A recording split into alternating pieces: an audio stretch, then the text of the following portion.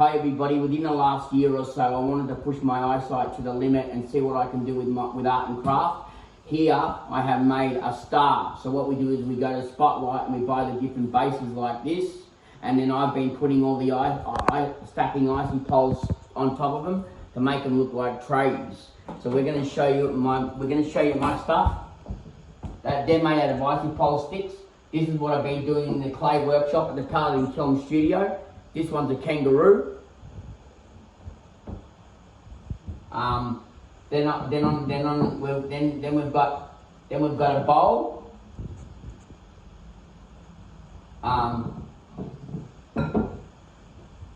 Then we've got like a little dolphin.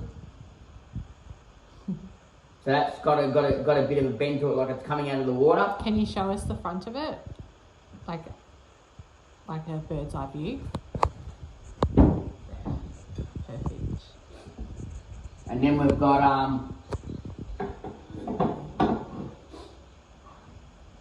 and then we've just got a funny head.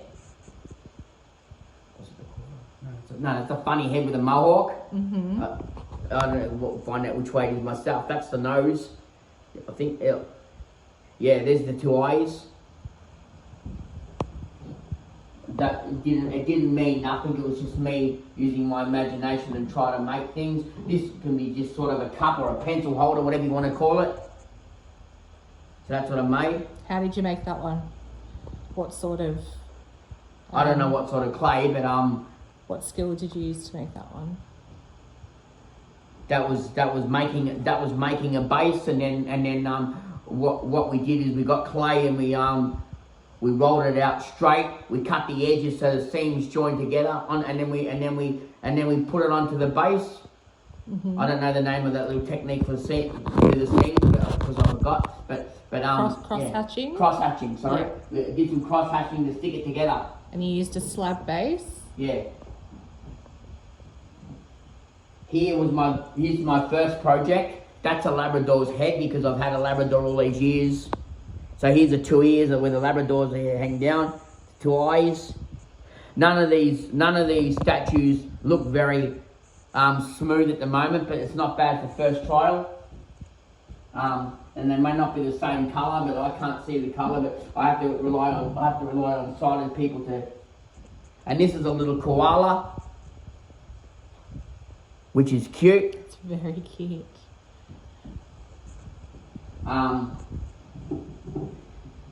Here we have a duck, whatever you want to call it. But yeah, that's a little duck. Oh, look at the feet.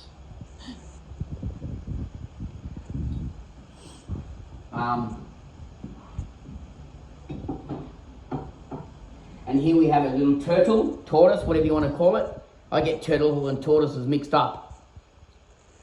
Perfect. Because I think they both have shells. They do.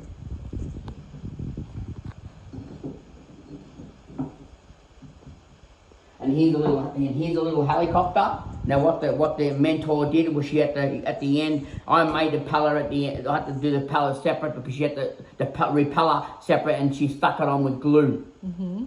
Can we see the underneath? So that's underneath. Oh, perfect. We've even got the hot little things that they land on, the legs of the helicopter. And here we have like a little car, so it's a little sports car. Mm-hmm. There's the wheels. So we've got the front of the car like that. Wheels. And that one has a little wheel on the back of it, doesn't it? Oh, that's got a little wheel on the back. Yeah.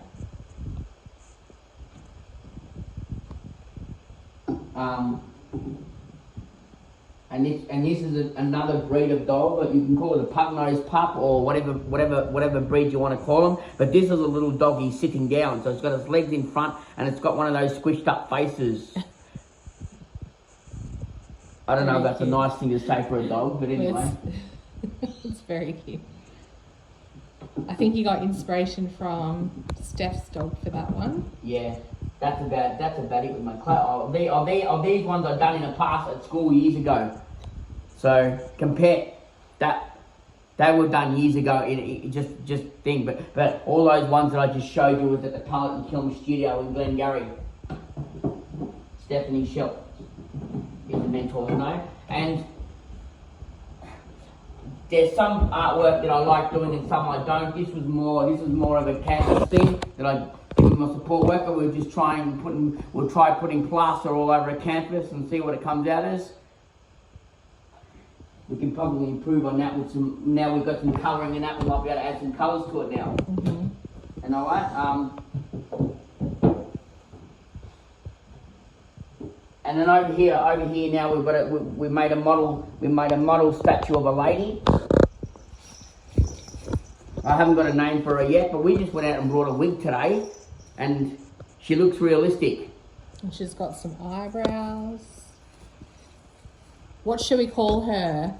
If anybody wants to give me a name, leave it in the comments. What do you think that we should call her? And yeah. She's very festive with her Christmas bells on. And then over, I've already showed that. No, I've already showed that. What else? Oh no, jewellery. Jewellery. Oh, hang on. This is last week's or the week before project that I did with my support worker. So I'm looking into making these for, you know, children and all that. If you want a little bag for school with dinosaurs on it for your sons, or mermaids on them for your daughter, or whatever. But this is just an example of one. I mean, my mum did give me some other examples by using the Australian map that we've got, and if we can find a boomerang side one. Mm-hmm. And here we have just jewellery we've made. So here we have a necklace. I don't know if anything fell out there, but you can have a check in a minute. But that's a necklace. So, but we use different types of beads. That one actually might look alright on that. That stretches. Let's have a look at something for a minute. I know a neck might not be. Where is she? Too long. Nah. Maybe the bracelet would work as a necklace. Pardon? The bracelet might work. Oh, she fell off. You can pick it up. Oh, hang on. Well, she's lost her hair.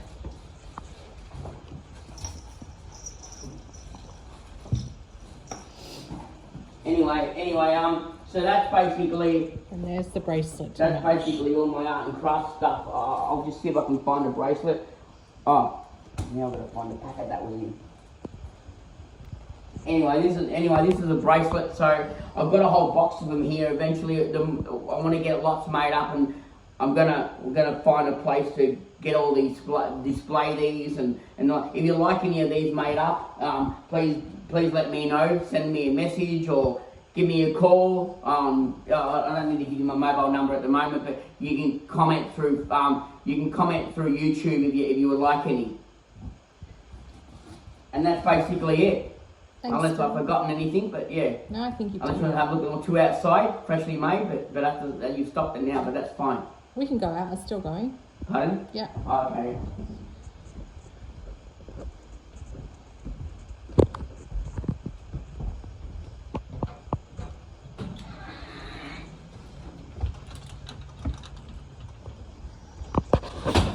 And these are the two that I just freshly made, so they're not even fired yet. So you can see the difference than the other ones. This is I made a his and her ashtray. You don't have to call it an ashtray, but that's a love heart. Or a little trinket bowl. Yeah, a little trinket bowl or whatever. My mum is just a jewellery bowl, and this is just a little male's ashtray. And again, if any motels want to buy them or restaurants want to buy them, I'm happy to make them. They might not be up to standard for you guys. And this one, because I've got a car and all in there already, this is just a tiny little boat. Which is very cool. Yeah. Now, what did you use? What process did you use to make these little ashtray bowls? I've got to go back in there and show them. I got these wooden stencils, so they're like a heart, shape heart, a heart of a shape. And then what I did is I pressed it into clay, and then I peeled the wooden shape of the heart, so it's left like that. Instead of making a freshly heart shaped, I used something to press down into the clay, and then pulled up the little wooden stencils of the shape of a heart, and then I did coils. I did coils around the edge. If you can actually see these a little bit, you can actually see each one's a coil. Very cool. Like that. And then afterwards I realised that the base was too thin, so I done another love heart shape just to make it thicker. And then I did that, and then I did the cross hatching, and I just, with the cross hatching this time, I didn't use any tools. I did it like with my finger. Very good. So yeah, there we go. Perfect. Thanks for showing us, Phil. That's okay. Yeah.